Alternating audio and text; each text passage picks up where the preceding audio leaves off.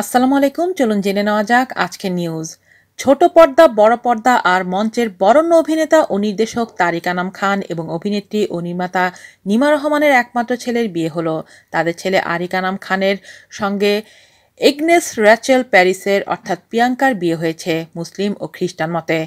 গত বৃহস্পতিবার সকালে তাদের আকদ হয়েছে বনানীর এক রেস্তোরাঁয়, আর রমনা চার্চে খ্রিস্টান মতে বিয়ে হয়েছে গতকাল শনিবার। এরপর গতকাল সন্ধ্যায় রাজধানী ঢাকা সেনানিবাসে সেনাকুঞ্জে তাদের বিবাহোত্তর সংবর্ধনার অনুষ্ঠান আয়োজন করা হয়।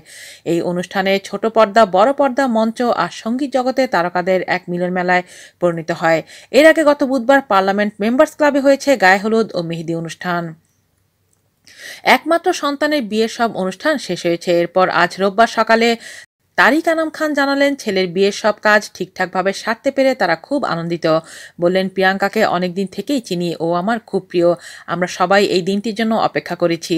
এটা বাবা মায়ের জন্য বড় দায়িত্ব। সন্তানের হাসি মুখ দেখা সবচেয়ে আনন্দের। সব মিলিয়ে আমি আর নিমা খুবই আনন্দিত। আমাদের পরিবারে এখন আনন্দের বন্যা বইছে।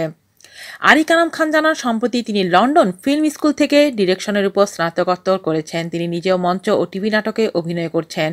আর তার স্ত্রী এগনেস র্যাচেল প্যারিস নৃত্যশিল্পী। তিনি এখন ঢাকা বিশ্ববিদ্যালয়ের নৃত্যকলা বিভাগের প্রভাষক। নাচের উপর পড়াশোনা করছেন কলকাতার রবীন্দ্রভারতী বিশ্ববিদ্যালয়ে।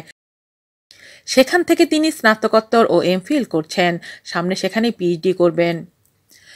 এগনেস র্যাচেল প্যারিসের সঙ্গে আরিক আনাম খানের পরিচয় 2015 সালের মার্চ মাসে। এরপর দুই পরিবার থেকে তাদের বিয়ের অনুষ্ঠান আয়োজন করা হয়। আজ এ পর্যন্তই। ভালো থাকবেন সবাই। আল্লাহ হাফেজ।